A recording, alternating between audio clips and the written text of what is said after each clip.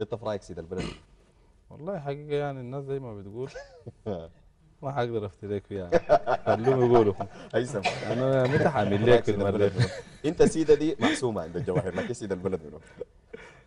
والله السودان حقنا كلنا يعني ما اي رايك شنو في جد يعني؟ والله دعابات بتكون بين الفريقين مم. يعني.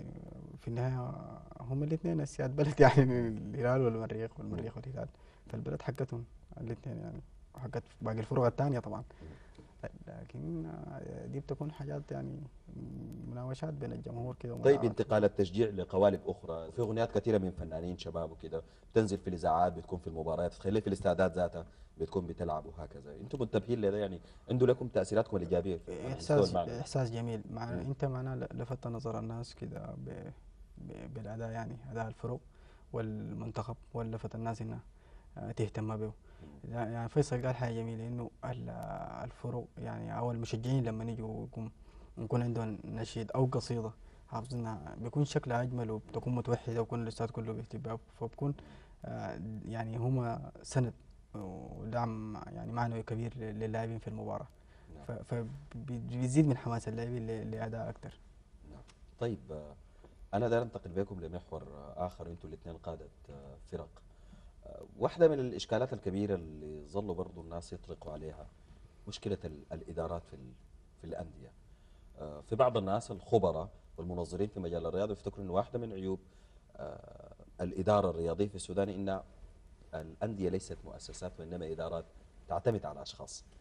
في شخص بيكون من حقه هو اللي بيصرف اكثر، هو اللي بينفق اكثر، بالتالي ارتباط اللاعبين بيكون بهذا الشخص، ارتباط الجماهير، بالتالي هذا الشخص اذا استفرد بقرار ما في حد يقدر يقول له، باعتباره هو الشخص ال- اللي بيصرف اكثر، يعني اكثر مالا في النهايه، وهو هنا من حر ماله بيصرف على الفريق، وبالتالي بيبقى حتى الجماهير والنجاح بيبقى مش نظره مؤسسيه، لانه مثلا في مدارس سنيه بانه الفريق فيه كوادر، بتبقى المساله انه منو هذا الشخص، هل قدر يحقق انتصارات للفريق او بالتحديدا يشيل الكاس ولا يهزم الهلال والمريخ او غير كده.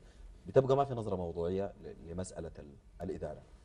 انتم رايكم شنو؟ كلمتكم قاعد يستمع لها في المسائل الاداريه، ما بقصد يعني مسائل التدريب او كده، قبل يتكلمنا عنها، لكن الاداره الى اي مدى علاقتها ممكن نقول لصيقه وثيقه بكابتن الفريق، قادر تحس انه السفير اللي بيمثله وقادر تستمع لرايه وكلمته؟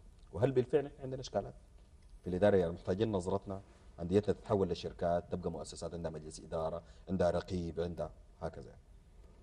والله الكلام اللي بتقول فيه آه، يعني بتاع المؤسسية مم. مهم شديد، مم. مهم جدا.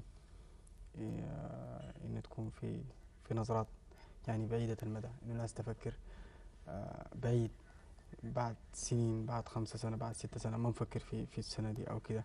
دي أشياء بتخص الإدارة ما بتخص اللاعبين أو كده. مم. إنه عايز تحقق كده وعايز تعمل الإدارة ذات الفرق تكون تابعة لشركات وأندية، فحاجة كويسة. مم. لكن حاليا الناس المسؤولين من الأندية وكده، أنا أفتكر إنه يعني دخلوا برضو مفاهيم كويسة فيها احتراف، فيها يعني حاجات كثيرة كويسة تساعد يعني في استقرار الأندية، ونحن ماشيين بتجارب مختلفة. مم. فالناس تدريجيا إن شاء الله تقوم تستفيد وتطور نفسها، لأنه يعني تصل لشكل مناسب، مم. وإدارة الكرة بطريقة يعني بالطريقة المثلى، بالطريقة احترافية بحتة، يساعد في تطور كرة القدم في السودان. لازم الإداريين يكونوا يستمعوا لآراء اللاعبين مش الكابتن براو يعني. مم. اللاعبين خصوصا القدام في الفريق، يعني أنا أفتكر إنه اللعيبة القدام أو لعيبة الفريق بصورة عامة هم هدفهم الرئيسي للفريق شنو، أو كلامهم بيكون عن شنو، يعني بيكون لفائدة الفريق أكيد. يعني ما في لاعب، يعني ما ممكن أكون قاعد في الفريق وأطلب إنه شيء يضر الفريق عشان أنا مثلا السنة الجاية انهزم أو تحصل لي خسارات تضر بفريقي. فإذا ضرت بالفريق حتضر بي أنا، وأنا جزء من الفريق. مم. فإذا العلاقة بقت كويسة بين الإدارة والجهاز الفني واللاعبين، ده من استقرار للفريق، معناه بيقود لانتصارات. نعم. عجب يعني برضو في ذات الاتجاه. يعني هسه الناس برضو بتفكر في انه الرياضه والانديه وكره القدم اصبحت زيها وزي المؤسسات الاقتصاديه، زي الدوله، وبالتالي معناها بيكون في تخطيط مستمر بيبدا قد يبدا للمستقبل نفسه. لكن احنا لانه ده ما في بيبقى في تغير الاداره نفسها، انتوا تعاقبت عليكم ادارات مختلفه. هل بتحس انه في فهم واحد للنادي ماشي عليه، ولا المساله بتبقى مزاجيه حسب الرئيس اللي بيجي، يعني حسب الدوره الانتخابيه يعني؟ والله انت اذا مثلا جيت رئيس لنادي مم. لازم تصرف عليه مهما كان. انت في النهايه جيت عشان تقدم، مم. اذا ما عديت الفريق ما حتجيب اي حاجه. عشان كده انت لازم تنظر ده الفهم اللي عندنا. ده الفهم اللي عندنا نحن مم. هناك كده.